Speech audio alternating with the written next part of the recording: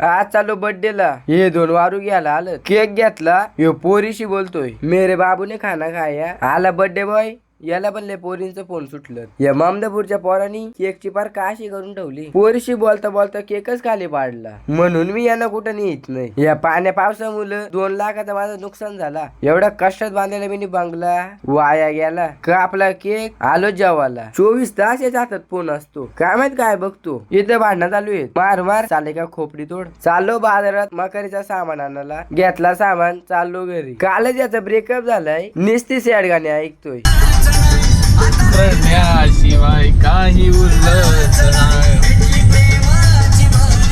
थांबा, याला डचकवतो आता. एवढी कोंबून पोरा चालवल्यात. जाऊ दे, ये तरी कधी मजा करतील. याने तर वैतो आणून ठेवलाय. जाईल तिथं त्याची वलवल चालूचे. चिल्ली आली, खपली पण. हे माणसं आहेत राक्षस आहेत. 5 मिनिटात पुरी करून टाकली. ह्यो तर त्याच्याच धुंदीत. काय माहित काय चालू करतोय. सगळी पोर आलती याच्या शेतावर बियाणाला. यांनी सगळ्यांना चायनीजला आणलं. या पोराचं एक इंग्लिश काम, एक सोडून 2-2 चमचे खा खाचे तेवढा.